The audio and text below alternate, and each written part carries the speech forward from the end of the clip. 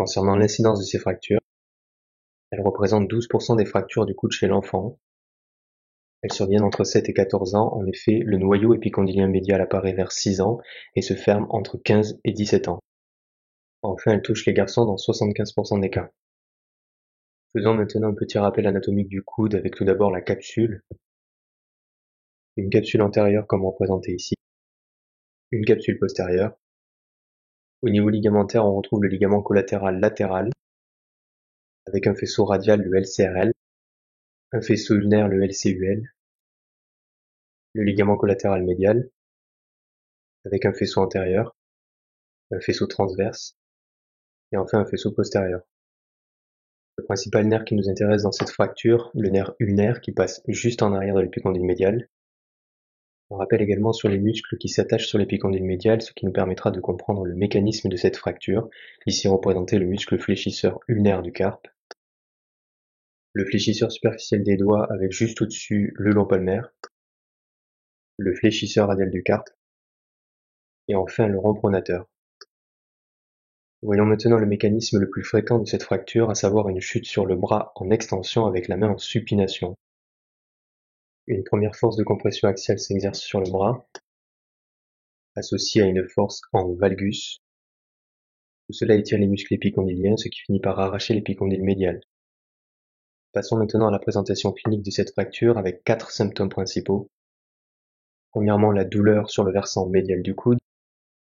Ensuite, l'œdème et l'ecchymose, là aussi sur le versant médial du coude. À noter que l'œdème peut être plus général sur tout le coude si une luxation postérolatérale y est associée, ce que l'on retrouve dans près de 50% des cas. La déformation en valgus ou la déformation due à la luxation en elle-même. Enfin, la neuropathie ulnaire qui se présente le plus souvent sous la forme de paresthésie dans le 4e et 5e doigt de la main. Pour faire le diagnostic radiologique, nous utilisons surtout la radiographie standard, avec 3 vues principales, un cliché de face, un cliché de profil et un cliché oblique interne. Il faut savoir que le diagnostic de ces fractures est évident en cas de fracture déplacée, mais peut-être plus subtil en cas de fracture peu ou non déplacée. Ainsi, la bonne connaissance de l'anatomie radiographique normale du coude de l'enfant est indispensable à maîtriser. Il faut donc connaître l'apparition des différents noyaux d'ossification, avec chez le garçon l'apparition du capitulum vers l'âge de 2 ans, vers 4 ans l'apparition de la tête radiale, vers 6 ans l'apparition de l'épicondyle médial, vers 8 ans l'apparition de la trochlée, vers 10 ans l'apparition de l'olecrane, et enfin vers 12 ans l'apparition de l'épicondyle latéral. Chez la fille, ils apparaissent 1 an plus tôt en moyenne. On retrouve donc ici notre cliché de face avec une fracture de l'épicondyle médial, le cliché de profil, la vue oblique interne qui nous permet de mieux voir le déplacement en cas de fracture a priori peu déplacée. Il existe aussi un cliché en vue axiale humérale distale qui permet également une meilleure mesure du déplacement. Nous en retrouvons un exemple ici.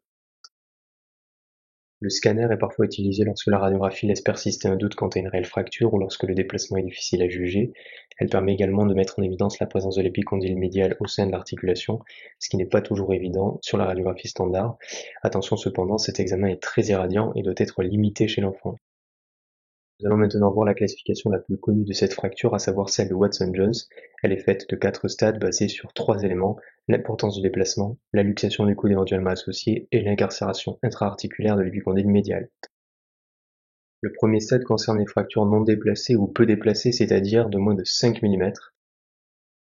Le stade 2 regroupe les fractures déplacées de plus de 5 mm. Le stade 3 concerne les fractures avec une incarcération de l'épicondyle médial dans l'articulation. Et enfin, le stade 4 concerne les fractures associées à une luxation postérolatérale du coude. Passons maintenant au traitement de cette fracture. L'algorithme de prise en charge de cette fracture est assez simple. L'élément essentiel à prendre en compte est le déplacement, avec un cut-off de 5 mm.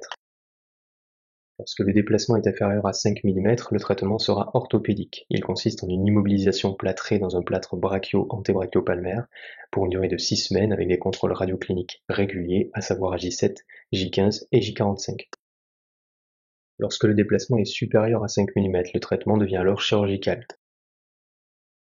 À noter que la notion de stabilité du coude rentre également en jeu. En effet, lorsque la fracture est associée à une luxation, le coude peut être stable ou non après réduction. S'il est instable, le traitement sera forcément chirurgical. Nous allons détailler les différentes options du traitement chirurgical qui finalement sera le plus fréquent pour ces fractures de l'épicondyle médial. La première option est la mise en place de deux broches de Kirchner divergentes, comme représenté ici. La deuxième option est la mise en place d'une vis. Cette option sera plus utilisée chez les adolescents ayant un noyau épicondylien médial plus gros. Nous trouvons ici une représentation radiographique de ces deux traitements. Et enfin, la dernière possibilité pour fixer l'épicondyle médial, c'est l'encre. Il a été montré que cette option est aussi efficace que les deux autres et elle a l'avantage de ne pas nécessiter une intervention supplémentaire pour aller la retirer. Nous finirons par parler des complications possibles de ces fractures, présentes dans environ 30% des cas. Premièrement, l'instabilité lorsqu'une luxation du coude a été associée à la fracture. Déformation, il peut s'agir d'une déviation axiale en valgus qui est retrouvée dans environ 6% des cas. Il peut également s'agir d'une hypertrophie de l'épicondyle médial ou d'une saillie de l'épicondyle médial. On la retrouve dans 30 à 50% des cas. Le problème est alors principalement esthétique. Toutefois, cette hypertrophie peut irriter le nerf ulnaire qui se situe juste en arrière. La pseudarthrose qui est retrouvée dans 6 à 30% des cas selon les séries, elle est favorisée soit par un déplacement secondaire ou alors une réduction insuffisante. L'infection est une complication possible lorsque le traitement est chirurgical. En ce qui concerne la neuropathie ulnaire, il peut s'agir d'une paralysie ulnaire qui survient tardivement et est alors en rapport avec la déviation chronique en valgus qui entraîne une élongation chronique du nerf ulnaire. Il peut s'agir également d'une neuropathie ulnaire à type de paresthésie, présente au diagnostic et en général résolutive lorsque l'on draine l'hématome fracturaire lors de la chirurgie. Enfin, la raideur, cette complication est retrouvée dans 15 à 40% des cas selon les séries. Elle concerne principalement la flexion-extension, est plus fréquente après un traitement chirurgical et serait due à une subluxation du coude associée à la fracture.